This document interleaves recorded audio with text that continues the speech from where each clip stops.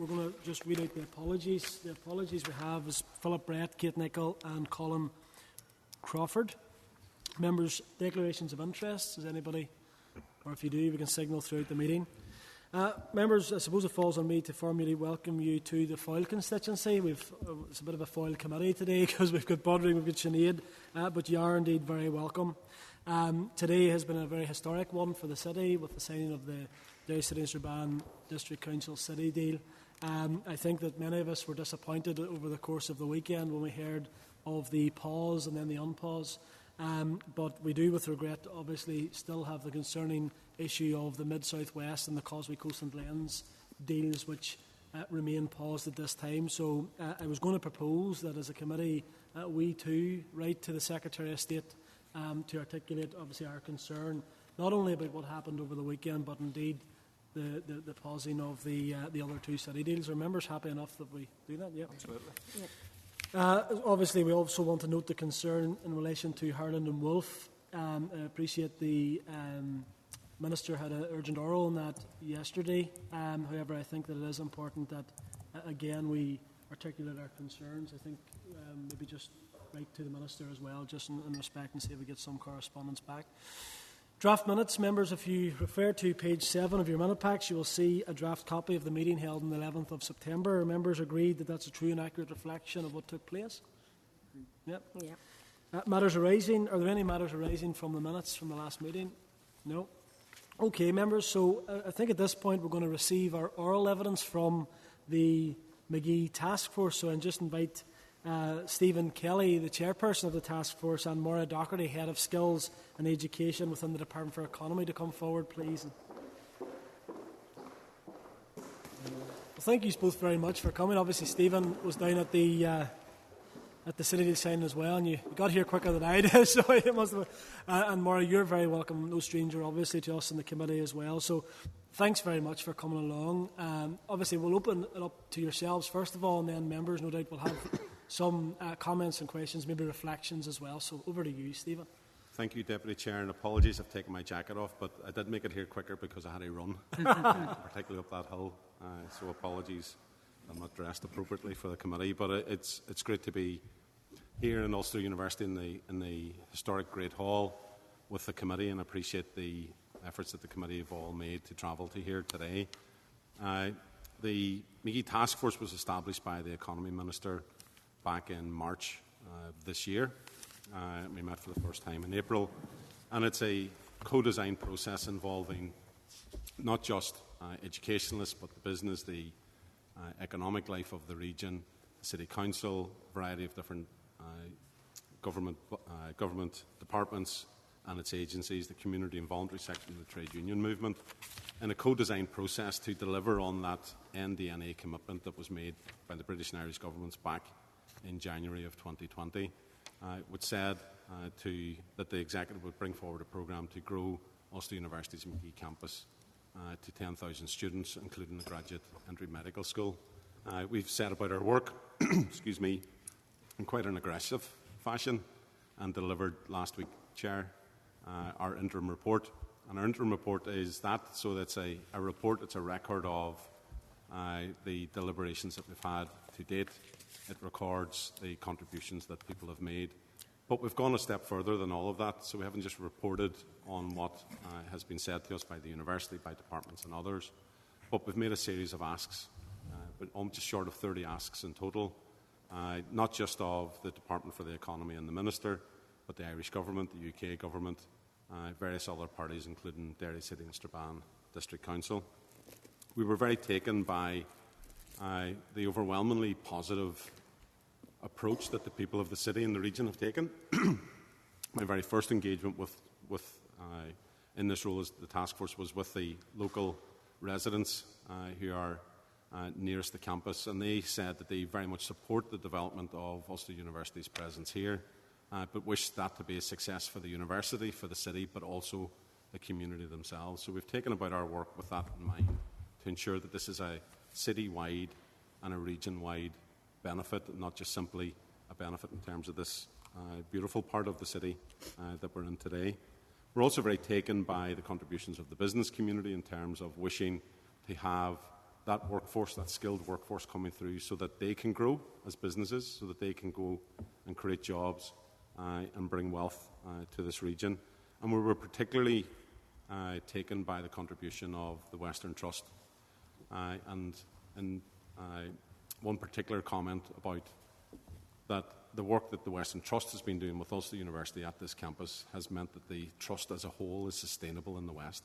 So you'll recall, or you may be interested to know, that by the end of this year, the Western Trust will be fully served by nursing staff that have been trained and educated on this campus, and they won't have any agency staff. A project that has been so successful, it's been replicated and led by the same people now for the rest of the NHS in Northern Ireland.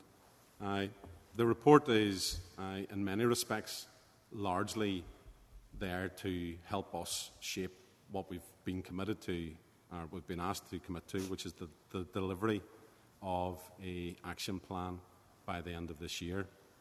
We're well on track to do that. The report, and particularly the asks, will direct what that action plan looks like. We've been very taken by the commitment that's been given by the Minister, by the Department, and more recently by the entire Executive, transferring that agreement between the British and Irish governments and MDNA into a commitment from the entire Executive in terms of the draft programme for government.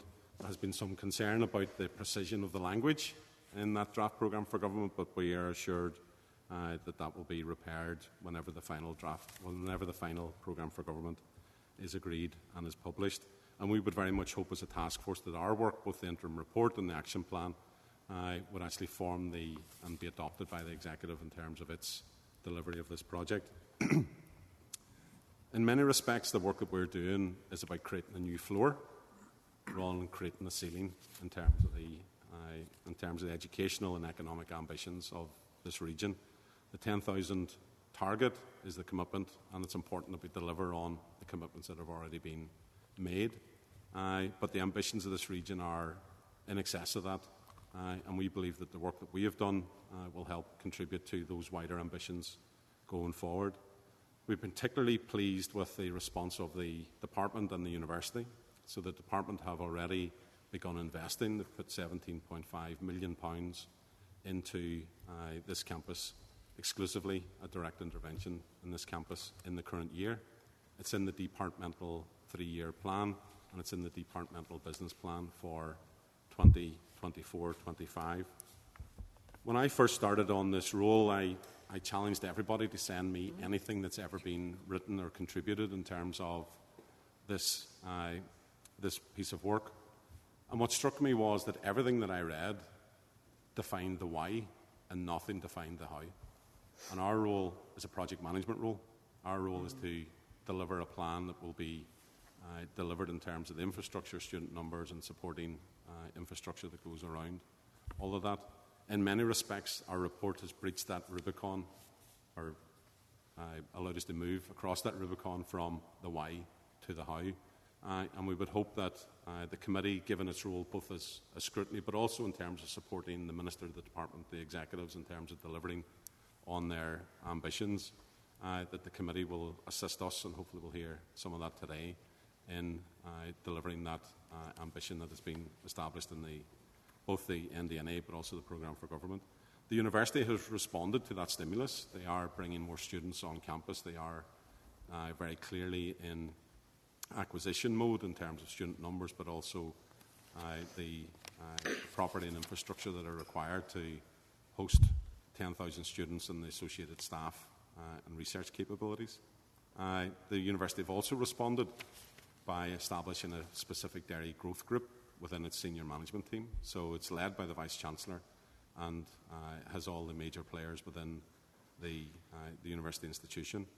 The Department for Economy has stood up a new division essentially within the department, and some of those people are with us today. And I'm pleased to report, and I can say this as an outsider, I'm getting all the support, and the task force are getting all the support in a timely and very conscientious and very active way from the people involved. This is something that they just don't want to do their job. They're trying to do their job well and do it quickly, which we as the task force are certainly driving. So in many respects, our role has been to get this expansion started, but also to make it sticky. So the involvement of the Programme for Government, hopefully the future references in the investment strategy for Northern Ireland, the establishment of a new division within the department, the establishment of a dairy growth group within the Ulster University itself, same commitment in terms of Derry and Strabane District Council. This will be a long project that will go beyond the life of the current Executive and Assembly. So that stickiness is really important. And the combination of all of those things, as laid out in our report, and the clarity that we seek from the Minister and others around our asks, in our view, really creates the environment to finally see that economic ambition of this region fulfilled through the development of this university campus. Thanks, Chair. Thank you very much. And Moira, do you want to add anything at this stage? Are you happy? No, that's good. No, well, look, Stephen, thank you so much. And obviously, from the outset, just to pay tribute to you and the Vice Chair and all the task force members for the work that you've done, a huge amount of effort, and credit to you in terms of actually the calibre, not only that you bring and your Vice Chair, but actually all of those who have contributed to the actual task force as well, a breadth of people from various expertises, backgrounds, and I think that clearly is shown in terms of the calibre of the report as well. And one of the things that I wanted to touch on, just in relation to the 10,000 figure, and we as politicians are reminded of that every day. We go on the radio foil about what you've committed to in terms of NDNA. Obviously, the draft programme for government did raise some questions in terms of the terminology and how the 10,000 was phrased. For you, in terms of the 10,000 students, is that specifically a head count in terms of 10,000, or is that 10,000 full-time students or full-time equivalent students? For me, whenever 10,000 was mentioned, I think we shouldn't, obviously hold ourselves back. If we can get more than 10,000, let's do that. But could you maybe just talk us through in terms of what you see, and certainly what maybe the Minister has directed in terms of the 10,000? So there's a variety, excuse me, Chair. There's a variety of definitions of numbers, and I'm sure the committee have been confused as we have been, to be frank, as a task force around those. There's MASN numbers, there's FTEs, there's head counts, there's enrolments, there's a whole raft of full-time, part-times, etc., etc., etc., etc. Our position at this point in time is in terms of maximising the number of people that are here on this campus, because that maximises the economic value for the city and the region. So at this point in time, it's on head count, so it's on the numbers of people who will be here. Our view is that those should be recorded as people who are full-time undergraduates, and that those undergraduates will be the ones that maximise not just the economic benefit whilst they're here studying, but also what happens in terms of the skills environment and the people environment beyond that. There are a raft of different types of students on this campus. There are students who come for a matter of days. There are students who come for a period longer than 4 years. But our target is in and around those undergraduate places, and specifically full-time undergraduates. No, that's useful to know. And I suppose we have a list of members, so I'm not going to take up all the time because a lot of the questions will be the same, so I'm happy to let other members come in as well. But for me, one of the questions in the interim report that I had sort of picked up was in relation to the Ulster University's comments around competition restrictions and how that would limit significant further redistribution of student places from Belfast to the northwest.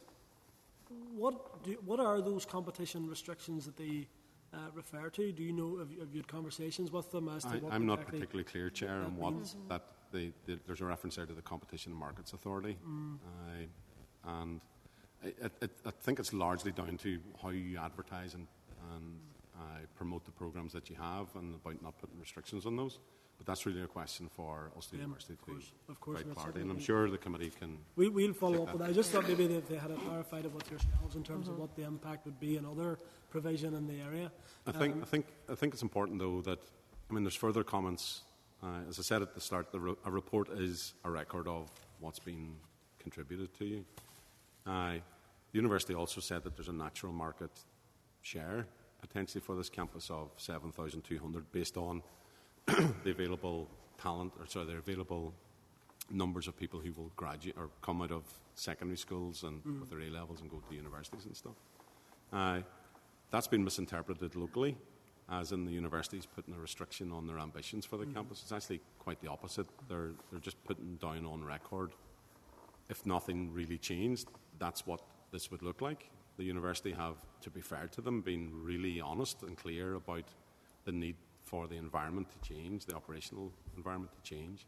And then, so we go further on in the report and talk about what that could look like and what that should look like, and certain asks of the Minister, Department and others in order to achieve that. We launched the report this day last week. The university are very overt in terms of they see a path through to delivering those 10,000 students. That will require multiple partners. It's not just about infrastructure, but it's about a destination city and a destination campus that will assist them in their marketing efforts. They can and have been and will be shifting some of their students from Belfast, and that will continue as we go forward. But they're committing to new programmes as well as new infrastructure. They're committing to marketing efforts alongside the city in order to achieve that. In a past life, the business I ran, we looked after about 40% of all the retail space on the island of Ireland. So all the big shopping centres, etc., etc., etc. And we had this model around how you attract, acquire and retain customers. And there's a natural hinterland from where those customers will travel to your destination in that regard in terms of retail. It's the same principle here. There's 14,000, 15,000 school leavers who will have choices as consumers about where they go next. And our role as the task force is to assist the university, the city and others in order to ensure that those people are attracted to this campus and not simply acquired from others. Oh, absolutely. Sinead? Okay, thank you, Chair, and thank you, Stephen and Moira, for coming along today. And just can I say from the outset, I really welcomed the interim report. I welcomed the pace in which it was delivered as well, which was really, really important. And I know the passion of many of the members on that task force to get this job done. And what I liked about the report as well is that you were very upfront and you had your asks, because quite often we get reports and we're wondering, what do they want, what do they need, and how you kind of progress that. So we're very clear on what the asks are, and we're very clear on who needs to respond to the questions there, and it was very helpful that you prioritised them as well. So I think there was general, should we say, media hype around the financial ask last week, and I think it would be really helpful for you to put on record just a breakdown of what that financial ask is and what commitment has already been received in terms of ongoing work, and is there any way that perhaps maybe using existing properties or looking at the portfolio of UU, that some of the capital spend can be reconfigured perhaps? So if you could really talk us through the financial implications, the capital, and then the private investment as well that should flow for it in regard to student accommodation, and then I'll take you on to the next part of that. Sure. So the initial estimate that we have at this point in time is that it'll take about £406 million in total for the teaching, research and associated services that will make this a full campus that students and staff can enjoy. Of that, and many people in this room were with me, I was with many people in this room in the Guildhall just earlier. Big part of that is the investments coming through from the city deal, both from the UK government and the Northern Ireland Executive, and indeed the university and the city itself. So a large chunk of that 406 rough indicative figure at this point in time has already been committed, but there's still a gap. Rule of thumb, roughly about £250 million across the programme period that we're looking at in terms of delivery on this project. £250 million sounds like a lot of money. It is a lot of money. I wish I had 10% of it myself. But it's a small amount of money in the context of the entire capital budget that the executive has at its disposal. Yeah. What we're doing with that figure is that the university is, as I mentioned in my opening remarks, in acquisition mode. It's trying to acquire additional properties. It's trying to acquire additional lands to support that expansion. And we would hope that some of those would be successfully concluded in a short period, which would be further evidence, but also confidence that this project's going to get done. But they're also engaged in a program around maximising the utilisation of the space that's already here. So in many respects, it's a bit like they've been challenged to kind of think a bit like Ryanair. You've got an aeroplane, how do you maximise the yield in terms of the seats that are available there?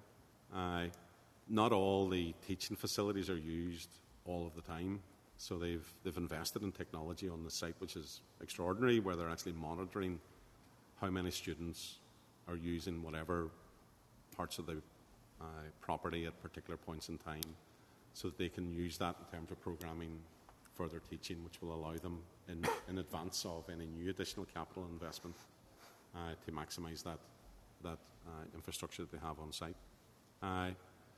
I've also, as of many others, been approached by multiple parties interested in supporting the expansion, potentially as partnerships, potentially as investments. So when there's confidence provided to markets, opportunities tend to exist. But so from the kind of first chunk of that number, so roughly about £406 million for teaching, research, student services, etc., roughly about 150 odd million has already been committed. But that 406 may be a number that can come back, or indeed, given inflation, it may go out a little bit further as well. So the absolute precision on that isn't available because of the length of time that's involved. Alongside all of that, and we've had evidence through surveying that we've done with the student population themselves, students no longer want to live in 6 people to 2 bedrooms in a mouldy house, and certain people in this room are nodding and giving their own experiences. They want to feel appreciated and respected, and they want good quality accommodation. They're putting a big investment in here in terms of their own futures, and they want to ensure that they're treated with respect as well. So we've seen in Belfast, but also across the UK, significant private sector investments in terms of that student accommodation piece. At this point in time, I understand a variety of reasons, the department doesn't invest in student accommodation because there's private sector suppliers that can provide that service as well. So largely that will be down to the private sector to develop schemes, and there's one in planning at the bottom of the road, and there's multiple other schemes that have been, there are various parts of gestation in terms of its development. Our estimate is it's roughly about 75 to 80,000 pounds per unit. There's a requirement for 3,600 units in total across the period in time. But in terms of what we need for expansion with a 40% utilisation, our estimate is roughly about £275 million worth of investment.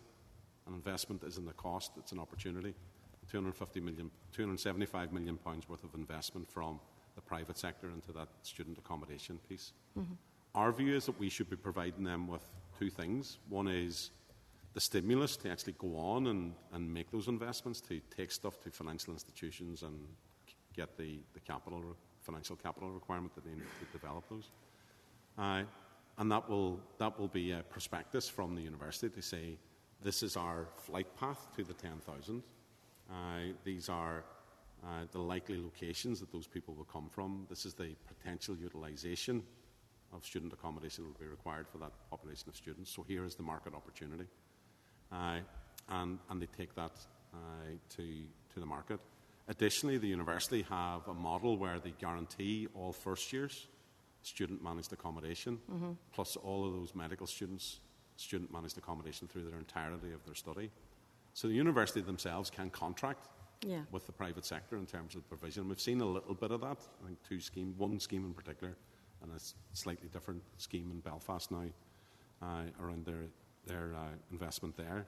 So the confidence can be guaranteed where there's a contract with the university to guarantee levels of income across a multiple year period that you can take and borrow from. So the kind of combination of money already committed what the capital requirement will be for teaching, etc., but also the capital requirement from the private sector in terms of private sector student accommodation takes us in and around the region of 700 million. Will that be the final figure? Can this committee stand over and say that is the guaranteed figure? I would caution you not to do that. Whether it's a stadium, a bus shelter in Belfast or other things, these things cost and things move. Some things come in under budget, some things come over budget. So it's important that we don't just hold to that number itself. It could well be a number that's in excess of that, or equally, if other opportunities come along, a lower number than that. But our role is very clear, as you've seen and you've commented on the pace in which we've gone about our work, and everybody involved, including the Secretariat guys who are with us today. Everybody's working at a pace because they want to get this done as quickly as possible, and that's the commitment that we've given as we signed up in terms of reference. And I suppose one of that is to the department as well, to bring forward for the action plan a funding model. It's actually your number one ask in that. Can I just, I don't want to hog anything as well, maybe I'll get another question as we go on, but the Department for Economy has spent £2.3 billion since April 2019 to March 2024 on the support of skills. So there is money, there has been money, and very little of it has been actually put into expanding this campus. So let us not be deterred in seeking the funding and maximising the funding, because this place has been starved of that transformational money to expand this university. When you look at that budget over a space of 5 years, £2.4 billion on skills from the Department for Economy. So I'm not scared of the figure, but and I think it's it's just it's a transport hub in Belfast. That's all it is. It's not any greater than that, as you said last week. So there is a lot of asks on the how that we do it in your interim report, and I suppose the department will be working at pace on that. And as well, there is another report that came out yesterday from the Audit Office in relation to skills on audit, and we're not making much inroads in delivering for the economy in relation to that report, and that's probably a whole other day in the Economy Committee. But there's a significant piece of that report. It's about higher education and the narrow STEM, and we haven't developed that from 2022. We have an ambition to raise it from 24% to 27%, and we've made absolutely no inroads into it at all. So it's remained, stagnant. And so here, in this campus, would be a great place to start getting that up from 24% to 27%. I have loads of questions that I could ask all day, but there are other people in the committee. That, Chair, if you don't mind. So, yeah, I mean, the capital requirement number doesn't scare me either, and it doesn't take a fizz out of me in any level at all, because even when you look at the programme for government, they've helpfully put the current year's budget at the bottom of it, and it shows the division between DEL and capital that each of the departments has, and the Department for the Economy has a significant capital budget in itself.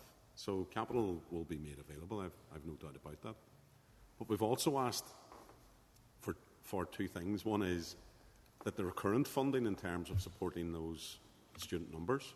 So there are a growing cohort of people who will come out of school up until 2030. Those people's economic and educational ambitions should be met here in Northern Ireland, and we would argue that they should be met here on this campus. And that will require funding, that will require an increasing of the Mazen cap. The good news on that is that the Minister has already stepped in and he's provided specific Mazen for the expansion of this university in years. So the Mazen cap has already been broken, and we would hope that momentum can be continued to meet the needs of our young people, and then ultimately the needs of our economy. And then the second thing is we've made it really clear in our report that this will require targeted, specific and sustained intervention from the Department for the Economy and other partners and other departments in the Executive in order to deliver this, what was an NDNA commitment, but will soon be a full programme for government commitment. So the numbers are important, but also where those pound notes go, both in terms of teaching, and also in terms of capital and the commitment for the direct intervention that's required. Sorry, Chair. No, very useful, and obviously lots of questions, so now's the opportunity to ask them at public. Yeah, thank you. And look, I've met with you both several times, so thanks very much for coming to committee. It's great to have you here and great to have the interim report as well. I suppose I'm really struck on a couple of occasions now, Stephen, you've mentioned about the how and not the why. And for me, that's critical, and it's critical in our role as a committee to actually ask those questions as well. So I'm keen to do that today and focus on those practicalities, really. I want to touch on a couple of areas. 4, really, cross-border to start with. Second one being around HMOs and accommodation more broadly. Third one then is around nightlife. And the fourth one is engagement with UU staff. And I want to touch a bit on A-levels as well. I might come back to that because no other people are looking on. Cross-border one, obviously, geographically, we're in a situation where Magee historically had attracted more students from Donegal and from across Ireland. So I'm keen that as part of this, I think the way you framed this, I think, is really important, because it's not just about doing it, it's about doing it right and giving confidence to everyone who's involved, but particularly the students and to their families when they're sending them here as well. I think that's vital. So for me, the cross-border part's essential if we're to really realise, because we all know that one of the reasons that we have historically had regional imbalance is because Derry isn't able to associate with its natural kind of hinterland in Donegal and in the northwest. So in terms of this report, how do we do that right? How do we get the cross-border piece right to make sure that students from right across Ireland aren't thinking, if they're 10 miles down the road in Bridgend or wherever, that they're not thinking that they'll go to Dublin rather than come into Derry?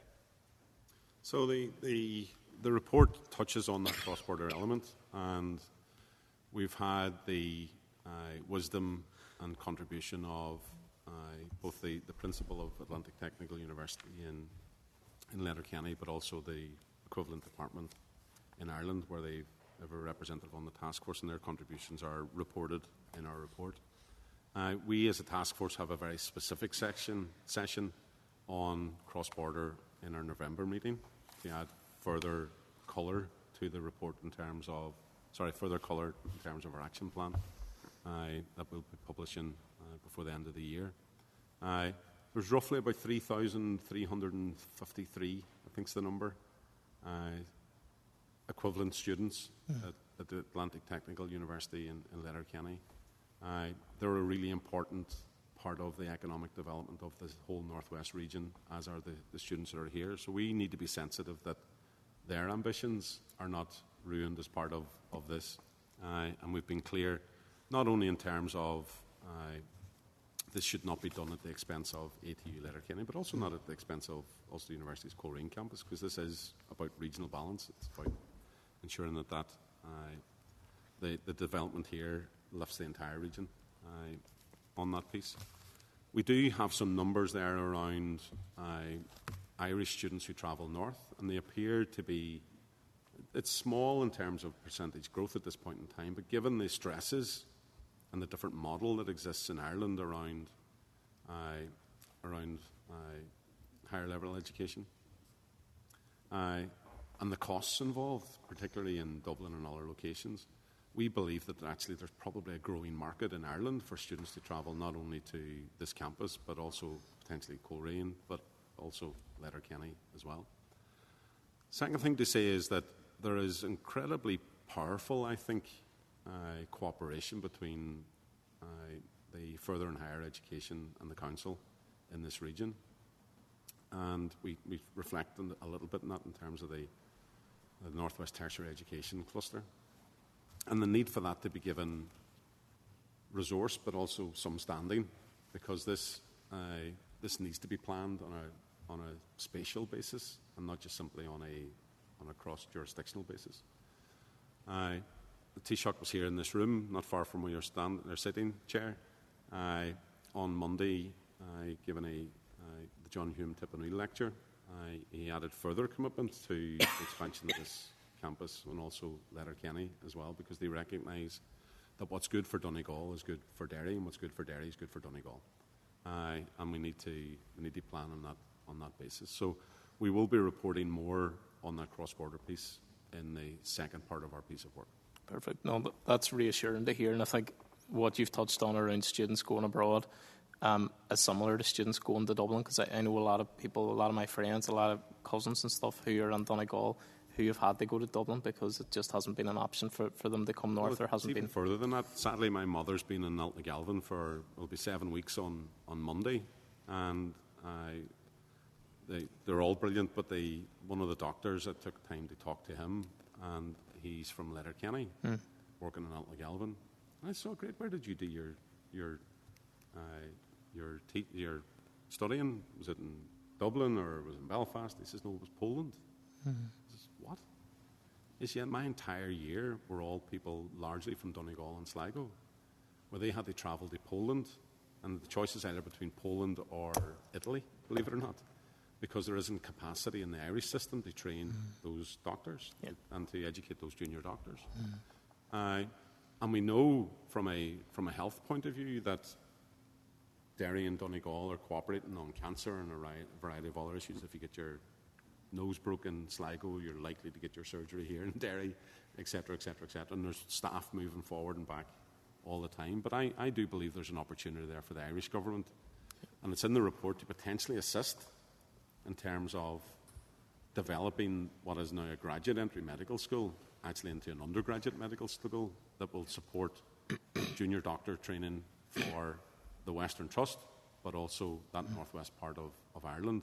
And I think we'll likely be pushing on an open door if we take that approach. Yeah, oh, definitely. And I think it's taken it out of being a zero-sum game and into actually the frame of us working together. No more, you've been doing a huge amount of work on that. I'm just keen to get a wee bit of an update just from a department point of view on that as a broader, because obviously we're looking today specifically at Magee, but I know it's a broader piece of work as well. So it's just putting meat on the bones of that, of saying, right, we know that there's an issue there. We know that there is a growing market. How do we actually make that happen? So, thank you. Our Minister, one of his first engagements was with then Minister Harris, who now obviously is the Taoiseach and continues to have a very deep, very deep interest in higher education. And since there's been that change within the department at ministerial level, we've sought that engagement with Minister O'Donovan to continue that conversation. And our permanent secretary was in Dublin last week, so he was engaging with Secretary General in the department in Dublin last week. So this is a really important issue for the whole of the higher education sector here. We have seen an increase in student mobility from south to north, but it's clear that there is an appetite for more. So that's one of the things that our Minister wishes to engage with his counterpart in Dublin, which is around how can we remove some of those barriers and to make sure that we are getting access to that market as much as possible. Mm. Oh, perfect, thanks. And I know we touched base before because you've been doing a huge amount of work on it. I want to go on to the HMOs a bit now, if it's okay. So basically around the HMOs, obviously, you know what you've mentioned already about students wanting, deserving good quality accommodation. There are a couple of practical, I suppose, realities to that as well, which I think in the past have been seen that they might kind of temper our ambitions. I don't think they should. I think that we can work through them, but it's about making sure that from the start we're engaged in those conversations. One is obviously just in the report you've already mentioned, and I know just from being an MLA and Derry, the issue that you've dealt with around dealing with so many of the constituents here, dealing with so many residents.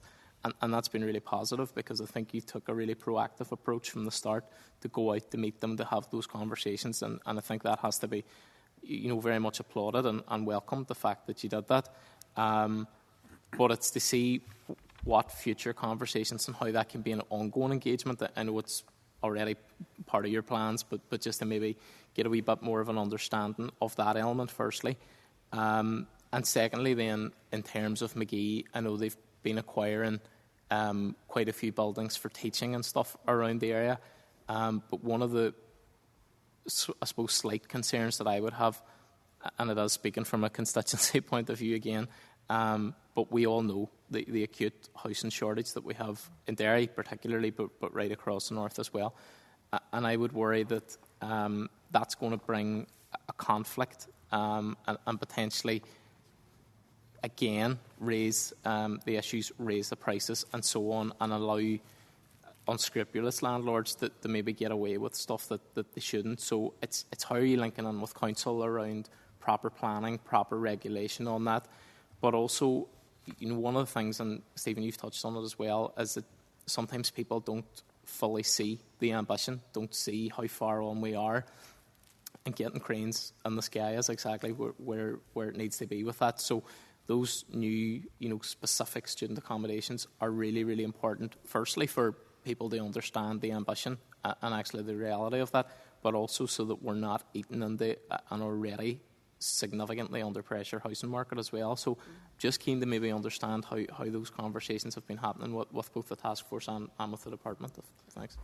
Yeah, thanks, Potter. The very first engagement I had was with the Glen Development Initiative. Yeah. The very week that we were appointed as a task force, and I was dosed with a cold and I could see it far enough, but I went along to the community meeting and it was a really important engagement, and I think I referenced that at the beginning of my opening remarks. It's quite clear that the community nearest the campus in Rosemount, the north end of the state, the Glen, indeed the houses between here and Duncragan Road, that they're worried that expansion will be at the expense of their utility in that community. We've done a couple of things. One is we've sent a real signal to developers that we would be very keen and also supportive of new developments that are meeting students' demands towards the city centre to take the pressure off that community that are nearest here. Secondly, we support the developing policy that Derry City Council have around HMOs, and my understanding of that is it's largely about setting thresholds and no more than X amount of houses on a particular street can be, etc., etc., etc. So when they exercise their planning function, both from a technical point of view in terms of staff, but also councillors who have to approve these planning applications. So we deal with it in the report, but I would go a step further than that as well, and we had the outer north, never sure if it's west or north. Outer west. Outer west. Yeah. Strategic partnership in with us. And they have ambitions to support the expansion of this university, particularly in and around social economy projects in large properties that are within reach of this campus, that they potentially could develop themselves, use the income from that in terms of supporting people who are furthest away from this type of education, supporting them into that type of education. So we do believe that kind of partnership model, that co-design, that co-investment model is something that we think is an opportunity to get this right and not have the bad experiences that people are fearful of in other parts of Northern Ireland. So there's a number of routes that we're kind of exploring and developing there, but we're really taken by that model because we think that that's a good model for Northern Ireland, full stop. But we're also trying to very strongly signal to those people who wish to put their own cash down that we prefer them not to put 12 people into 4 bedrooms in Aberfoyle Terrace or somewhere else. We prefer to put them in purpose-built student accommodation from here towards the city centre. That takes the stress off that community, takes the stress off public transport, other infrastructure, etc., etc., etc. Thank you. Okay. Just one last point. I'm conscious it might come back on, but I'm conscious other people want on as well. Just around the nightlife stuff, and it probably ties on more with the economy department. But really, that's obviously going to be critical. Developing a nighttime economy. I know there's been ongoing work. We've had several businesses on the committee, and we've heard from them as well. But I think there's a specific piece around how we develop the nighttime economy in Derry around this and while we're expanding student numbers, because you have to be realistic here and you have to recognise, and we used to, that students coming to Derry want a nightlife, and so do the people of the city as well. So just keen to get a better understanding of how those two, I suppose, overlap and how we can make sure that those two conversations aren't happening in silos, just so that there's kind of continuous work between the two. Right, I'll let Moira speak. I've been speaking up, but I'll pick up as well. Yeah. So I suppose, and it kind of ties to your earlier point. So I think Minister's been really clear that we're to take a co-design approach to this. So the work that comes out of the task force, obviously a lot of it is then over to us to make it happen. And the idea that it's just the first principle that it has to be done in a co-design way. So that means looking at, for example, models around community wealth building. So making sure that the university and any investment in the university that is acting as an amplifying investment for the whole of the region, but particularly the city, and that the communities that are neighbours of this institution are participating in, so not just benefiting through the availability of jobs and so on, but actually active participants and partners in it. So to Stephen's earlier point about, in particular, some of the neighbourhood renewal partnerships and so on, thinking about, and I think we're very, very lucky in this part of the world because the community fabric is so strong, so brilliant relationships between community sector, business sector, further education, higher education. That's an amazing starting position. It really gets us off to a running start. And to that point, what we would really like to look at is how do we really grow that pipeline from the community education through to the college and through to the university. So Leo Murphy, who you'll all know well, always refers to that fact that, within a mile you can have someone who is coming in without any qualifications at all, and within a matter of years could be coming out with a PhD from this institution. So I think that taking that one step back, I suppose, to make sure that the community skills and education pipeline is there as well, and that is all coherent and joined up.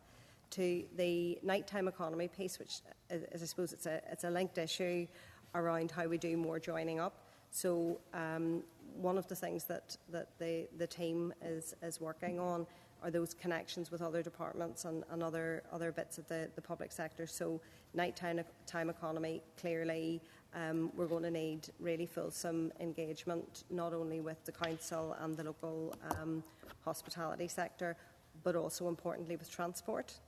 So you can provide opportunities for people, but they need to be able to get there and back safely and reasonably.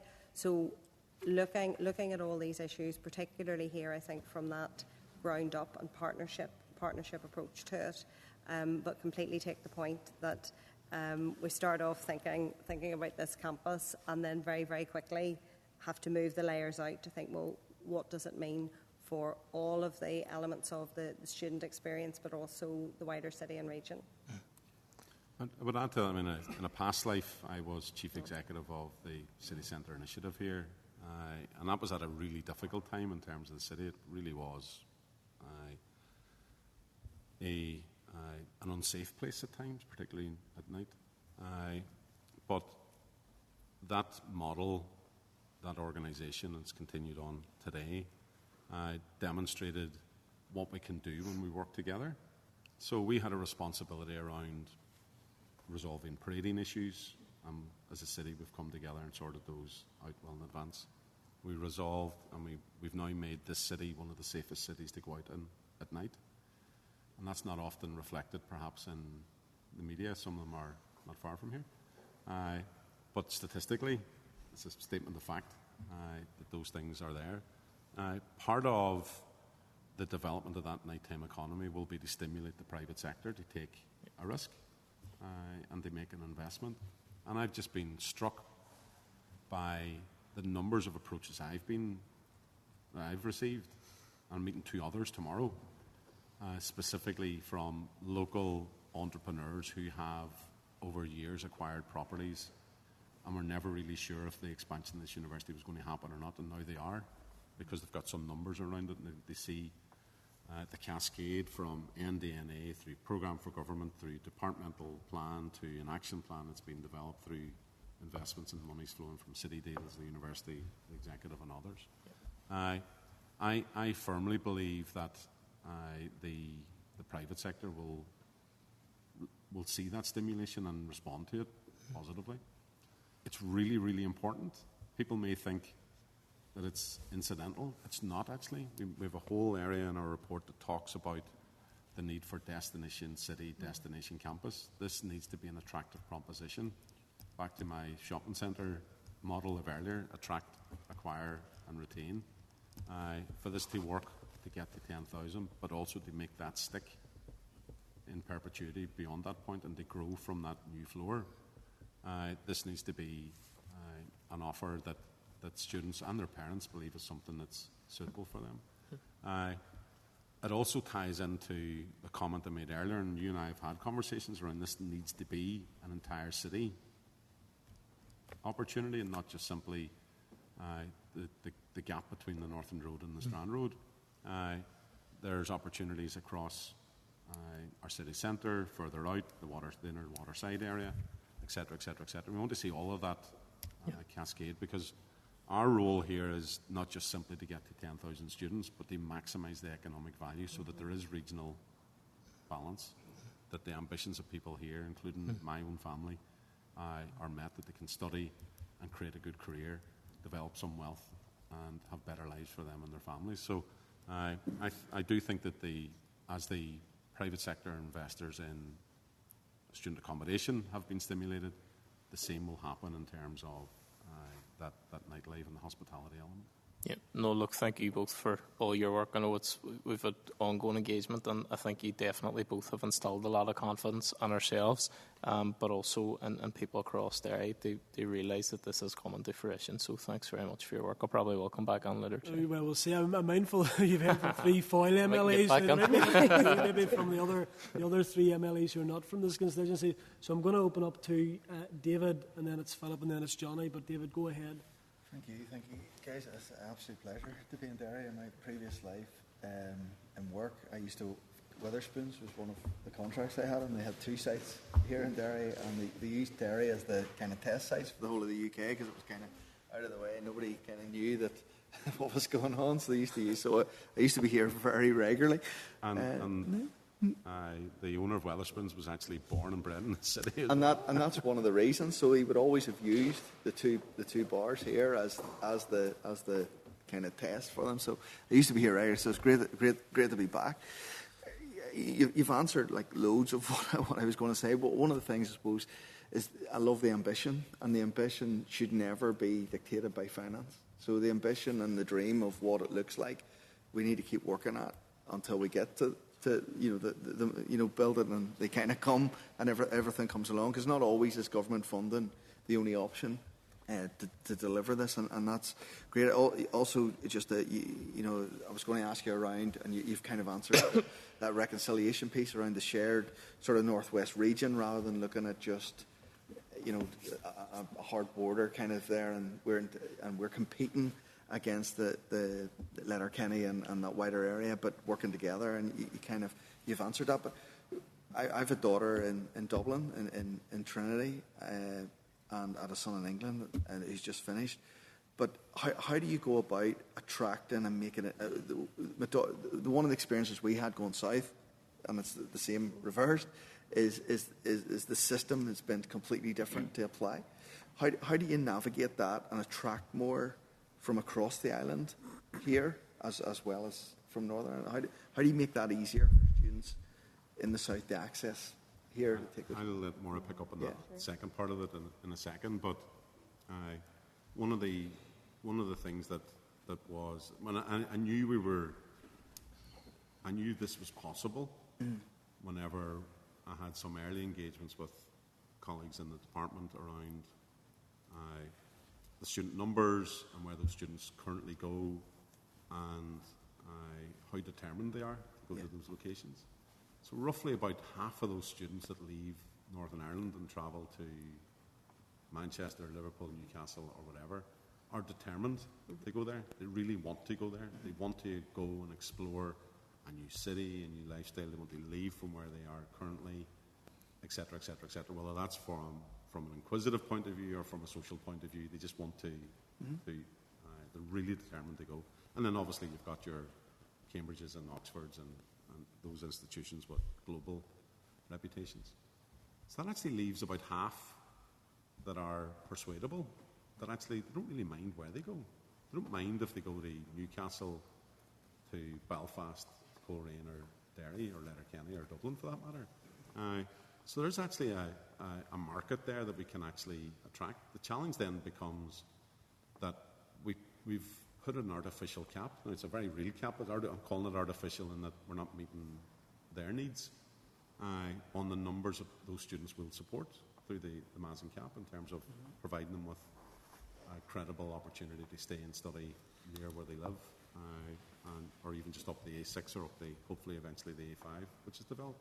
So there are people that we know that just want to go, but there's a lot of people who just want to stay if only we'd given them the opportunity. So that's where the market opportunity comes for us. We're seeing increasing numbers travelling north, as we've seen, it's reported in our report, and I think that will only increase as well. And just as those that, like Johnny and others, took the opportunity to go and explore the walls earlier, visitors come and experience the city and go, actually, do you know what, that's actually quite nice. It wasn't what I was expecting it to be. And they leave with a very good impression and reputation, and please God, Johnny has the same before he leaves, and nothing changes before he goes. But the experience of whether that's students, tourists, investors, or residents is actually a really positive one. We just need to give them the opportunity by providing them with a place to come and have that experience here. When you talk about the mobility piece. So on a I suppose a minor element of that, I think, will be that marketing piece. So I think there's two elements to it. On the one hand, the system that you're talking about. On the marketing, Ulster University, the additional 4.08 million in resource that was allocated this year, part of that will be on marketing. But I think there is a more technical ask around the ability to navigate the systems, the fact that the timing of the two systems doesn't align. So that's part of the work programme that we're going to be picking up with colleagues in the south, and that our minister wishes to speak to his counterpart in Dublin about.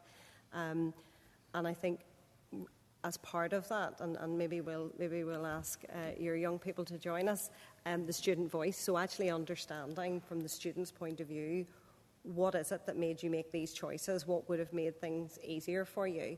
And I think that's why it's so important that we have the student voice actually round the table at the task force, because we want to attract as many people as possible here, because we think it's brilliant and all of the benefits that it brings. And also to the point about the people that we would describe as the reluctant leavers, making sure that actually those people who, if circumstances were different, would prefer to stay, that we're maximising that ability too. So there's a systemic piece as well as probably that hearts and minds piece around the destination campus in a destination city.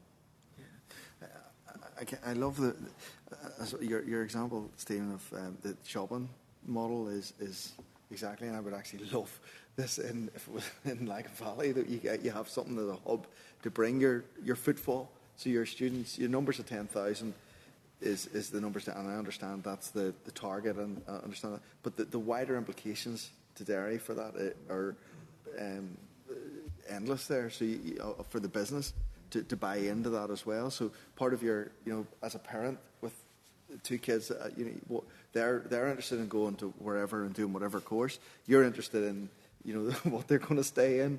And there is opportunities there with the private sector to build those. Dublin is extortionate at what is happening there, and the difficulty.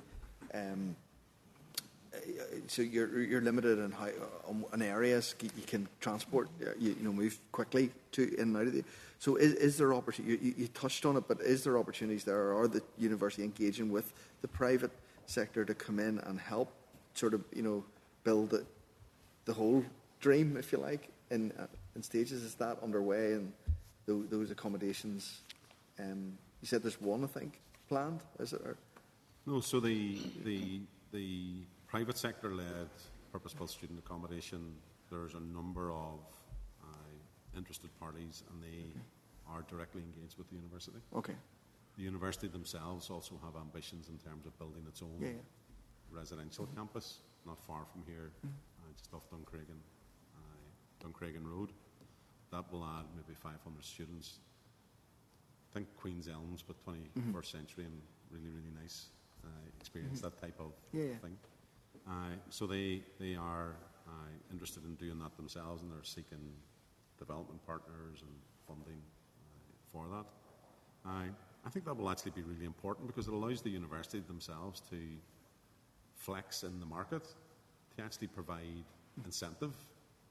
So instead of paying 9,000, 11,000, whatever that number is that they're paying right now in Belfast City Centre, you can have your university education and at a discounted residential property in a student managed location here, etc., etc., etc. So incentives will be part of the attractiveness piece, no doubt about it. I stayed in Lagan Valley on Thursday night for the first time. You'll be glad to hear I stayed in that new hotel, the Haslam. The Haslam, it was very good. The Irish Open, and I had to be in Belfast the next day, and I thought that looked handy. Yeah. It was a really good experience, actually. So there is a tourism offer in Lagan Valley that I never knew existed, and I've lived here my entire life. And, but it was a genuinely good experience, and you can see that a city like Lisburn, some stimulant to the evening economy would greatly lift the entire place. And we're trying to do that for the city as part of this project. It's actually I'm actually going from here to meet them, and they're expanding that hotel. And it's looking at the city centre and looking at, you need something as a hub to bring footfall or bring people together and bring people outside of retail. You obviously, your retail's the same everywhere else. And there, it looks to me here as such the opportunity when you've got the university to actually be that hub. So what, can you expand on what the work, you're starting off kind of grow, with the uni here, but what expand the work with the rest of the city or the city partners around that this can be a real economic hub that is thriving, not just, we're talking about regional balance, but we don't need to talk about regional balance because this is actually the hub that is attracting on its own without having to move stuff deliberately, if that makes sense. Yeah, so there's a variety of, and we reflect some of that in our report as well. There's a variety of capital projects that the city will be leading on. So, Philip, where you came into the campus earlier and drove past me, made me walk up the hill. That will be a new University Square area. So directly opposite that entrance onto the campus there is the new location for the School of Medicine. There's some university hoarding up. But the traffic flow through that area and new public spaces will be created. And that will in many respects be the beginning, from the northern side of the city, the beginning of this education mile that takes you right down through into the city centre. There are investments, as were announced today and signed off today, in terms of Walled City investments, in terms of the City Deal projects. So there's a variety of kind of public realm capital related things that will change how people navigate their way around this part of the city in some respects, but also create new civic spaces, new spaces for people to come together, and potentially new opportunities for people to invest in, whether that's the evening economy or whether that's hospitality or tourism or whatever they may well be. But I'll confirm again to the committee that just the announcement of this piece of work stimulated interest. The publication of our report has fired that up, and we would hope that the publication then of the action plan, which gives timelines and the rest, will move that into a more kind of firm project application stage for many of those people. Cheers. Thank you very much. Thanks, David. Apologies, we are starting now to run out of time. Conscious, a couple of members have to go as well. So, Philip, over to you, and then Johnny. The last point I think is a very important point with regard to the importance of the work that you're doing, and that in our committee, regardless of what the subject that we're discussing, and the work that the Minister does, a lot of it's about sending the signal out there to wider society about this is the direction of travel and we want you to become involved in it. So I think from that point of view, this report is very good. I want to commend you on the report. I think it's excellent. It's pretty straightforward to read. It's easy to understand.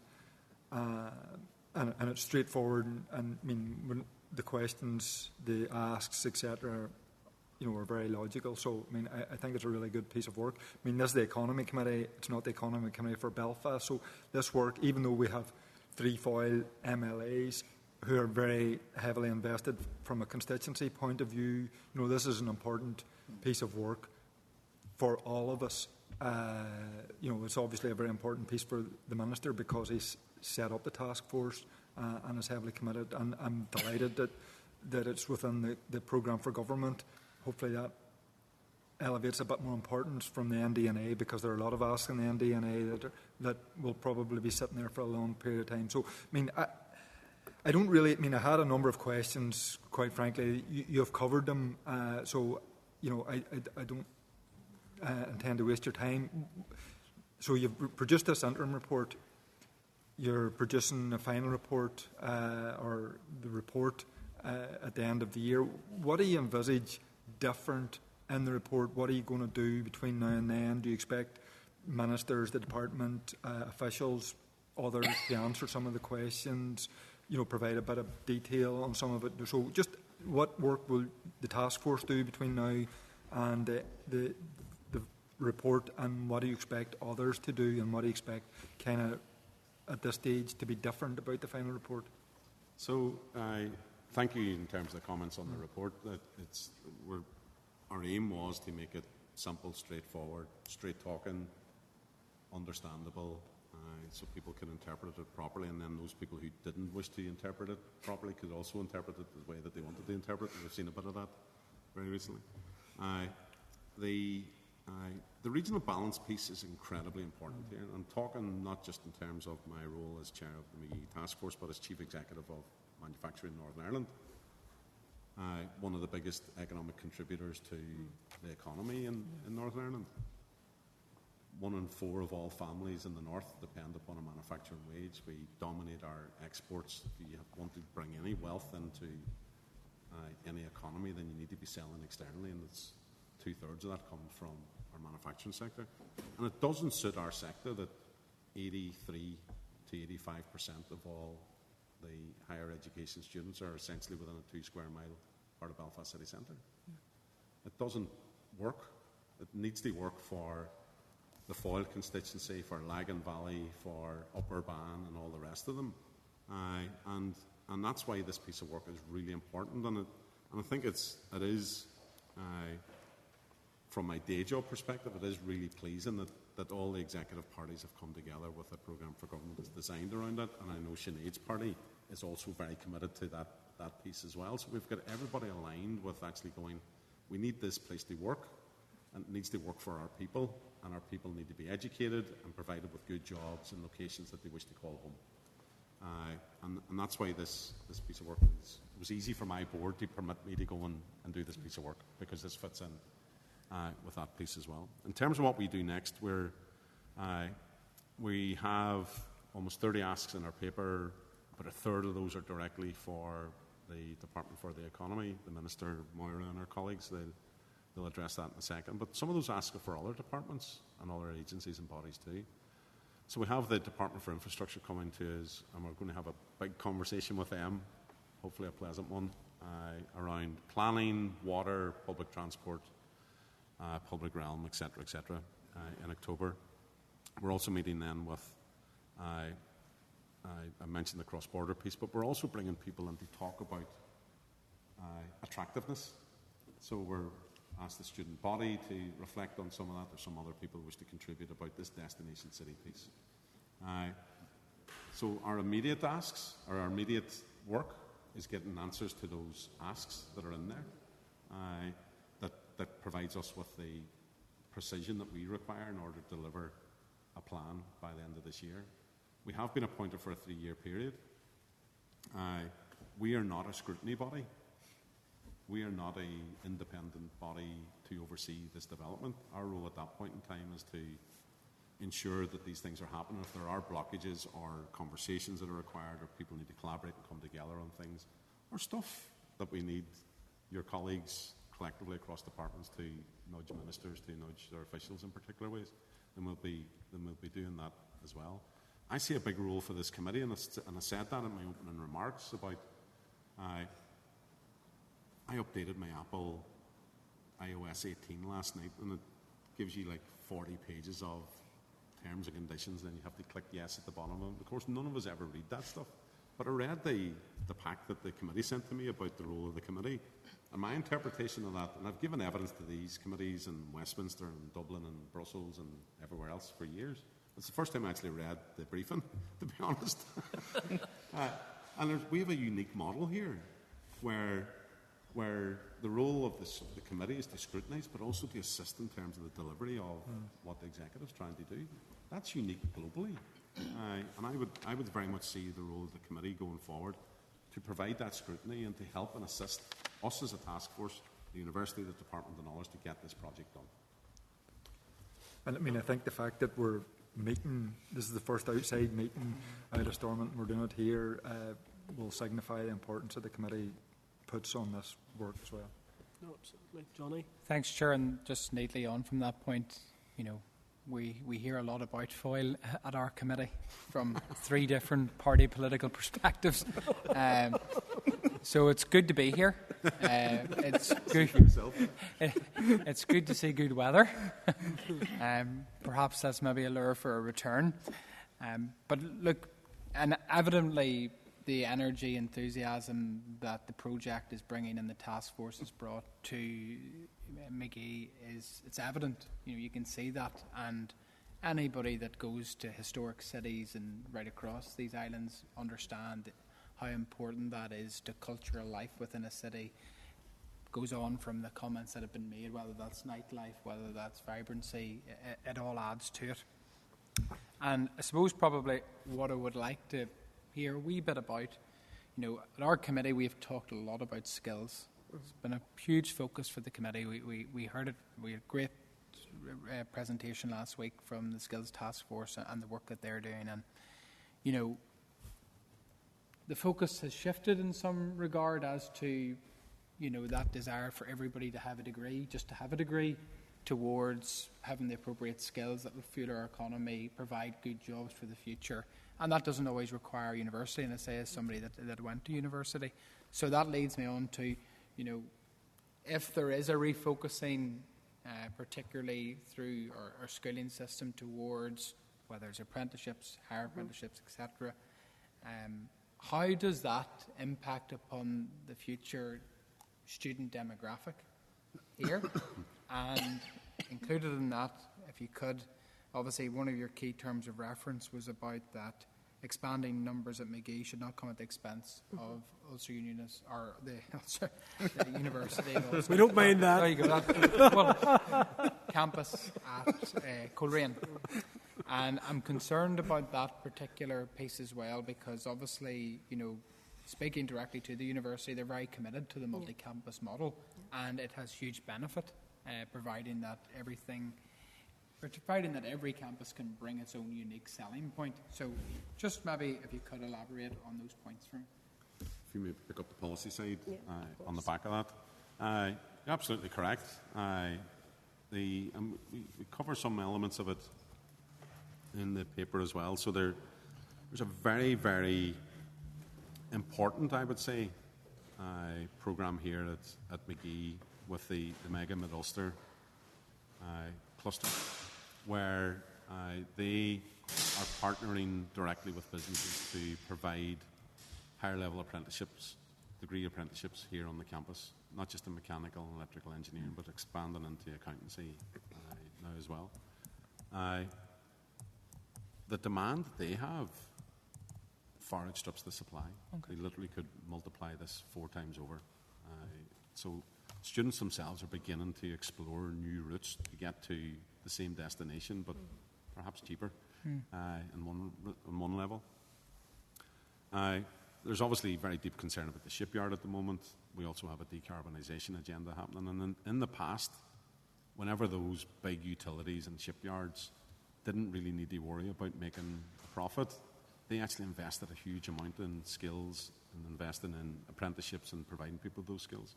When they became private, we lost all of that. And I think Northern Ireland has struggled to kind of catch up with what the needs and demands of industry are in terms of pathways to getting the skills that they require so they can grow their businesses through people that they employ. This university expansion piece, and indeed the development at Coleraine and the other universities that we have, are only one part of a really important picture, which is allowing people locally to achieve their own ambitions through developing their skills. We are going to be in a rapidly changing economic environment because old ways of working, old jobs aren't going to exist, but new and better jobs are going to exist. We will need to rapidly upskill our entire population, and I mean that, the entire population. And that means that the work that the department minister ultimately is doing across a raft of skills area, including higher education, is just as important as the other elements. Last thing I would add is that we've been very clear in our report that the development here will be on all four faculties. So this isn't just simply about trying to educate people to just work in IT in the future. It's about all those other elements. Everybody's got a contribution, not just economically, but culturally and socially to this place in order to make it a nice place to be and a nice place to live. And we were very clear we wanted to support that four-faculty model. There's 121 programs currently served on this campus. That's going to expand. There's going to be other programs that will be developed here. Hopefully we'll see some of that in answer to Philip's earlier question in terms of the action plan as well. This is about the totality of the needs of the people of the region, socially, culturally, health-wise, as well as economically.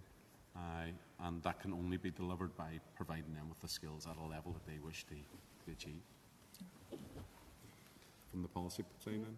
So obviously that's a wider question than simply about the work of the task force, and of course very happy to come back, particularly on foot of the report, very happy to come back and do a departmental briefing at any point. I think you make a really good point around this isn't a binary issue, so it's not degree or apprenticeship. We're looking at this as an entire skills and education ecosystem, and in fact one of the things that we would really like to see from a policy perspective is that parity of esteem between the technical and vocational pathways and the academic pathways, because those small economies that do really well would hold in very high esteem excellent vocational training.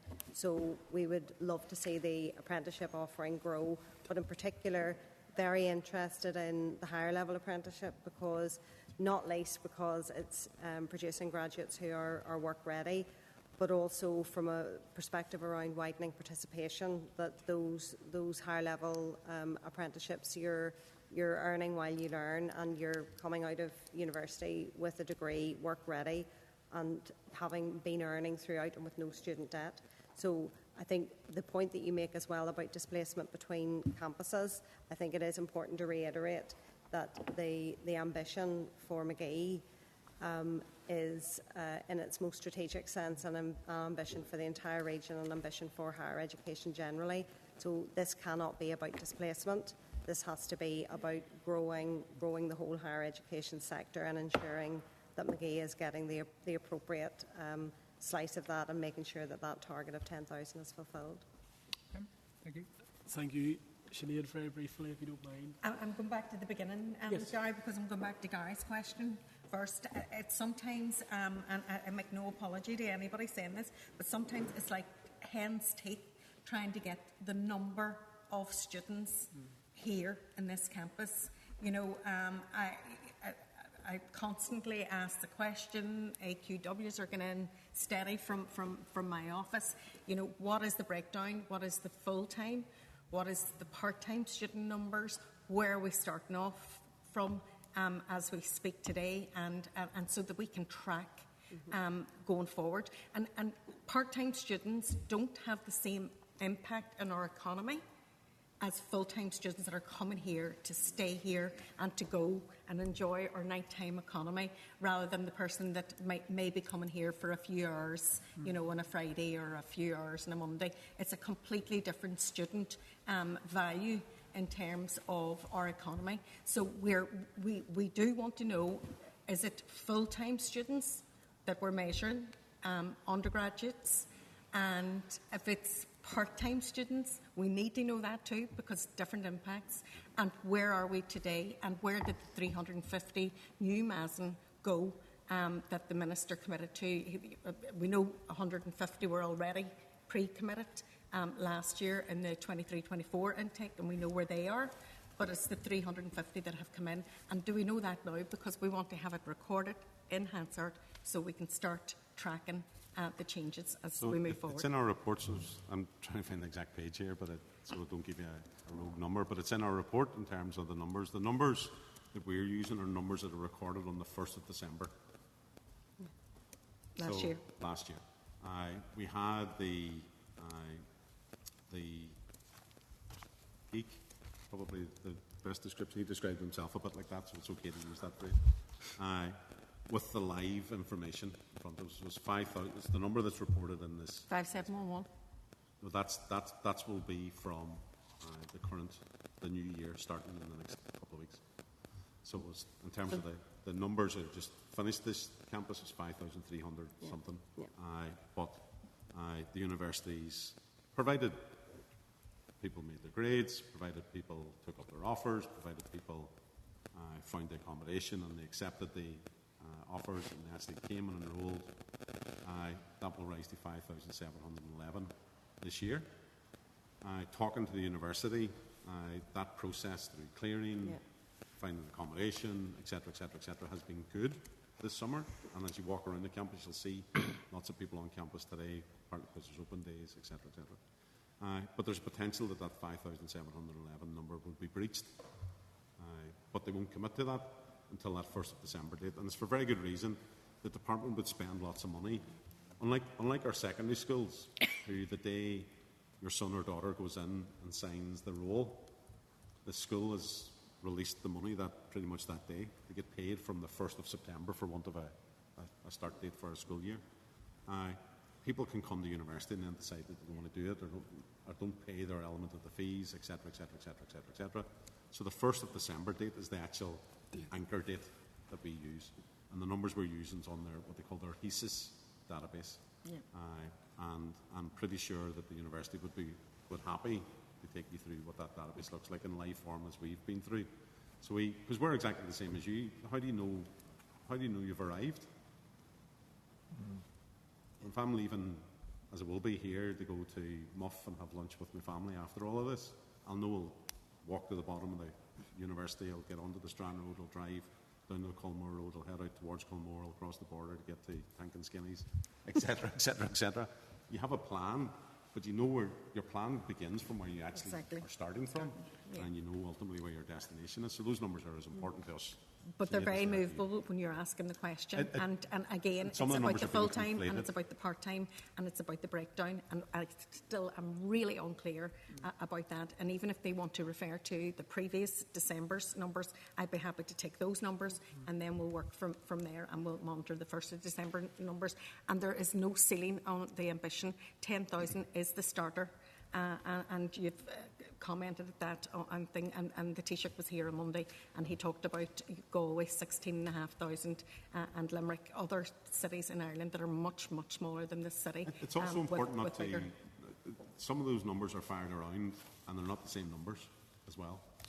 They're fired around here too and they're not the same numbers. That's the problem. But the point is that there are numbers bandied around all the time. We can work with the numbers that we know are right and true, but the comparisons with other cities on this island and stuff, the numbers don't always tally because there are different types of education, different types of institutions and stuff as well. You're not comparing like with like.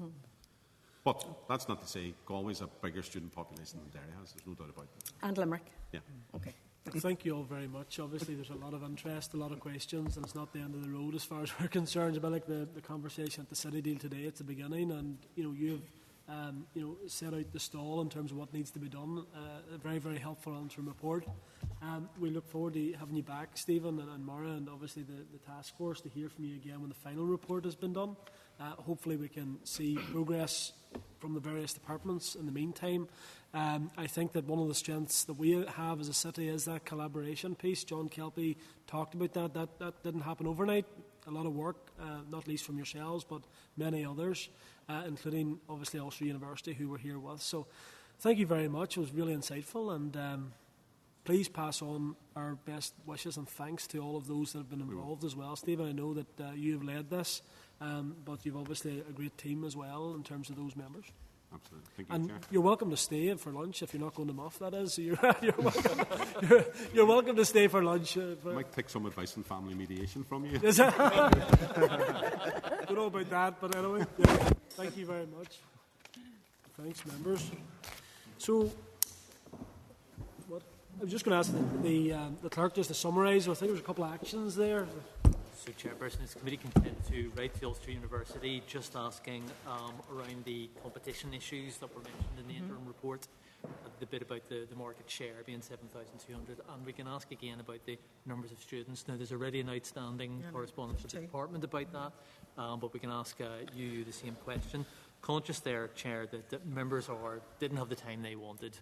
Really didn't, but as you've said, if the committee's content to come back in January when we should have the final report, and maybe at that point pick up the regional imbalance piece with the North West Strategic Partnership and the Northern and Western Regional Assembly. And just to remind members, next week we're hearing from Conor Patterson about regional balance, and then maybe we'd come again after Easter when we could pick up on the tertiary education group, which is something else happening in this region, plus the tourism questions, which I think Mr McGuigan had referred to previously. So that would be our scheduled 2 more visits to Foyle, one in January, one just after Easter, if that plays. And then we'd have a little bit more time to let the agenda breathe and remember to ask their questions. Yeah.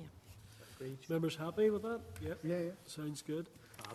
Members, there's only a few more items of business, and we will be a few minutes, so if you just bear with us. The delegated legislation PPE at work, I think, maybe the clerk, could you give us a bit of a rundown as to what that statutory rule is? So, members, this is at page 123. This is the SR 161224, the Personal Protective Equipment at Work Amendment Regulations, Northern Ireland 2024.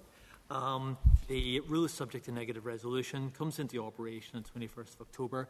You thought about it at your meeting on the 5th of September, and you were happy enough then. What it does is it deals with Lim B workers. So these are workers who have a casual employment arrangements and work under a contract of service. What the rule will do is it will bring us into line with the rest of the UK and require employers to provide PPE to train employees in their use and to not charge them for it. Now, there will be a cost to employers, and that could be around £292 per Lim B worker. But that, as I say, is bringing us into line with the rest of the UK. The whole thing came about following a challenge by one of the unions to the government around the implication of EU regulations. If members are content, I'd ask the Deputy Chair to put the motion, if you would.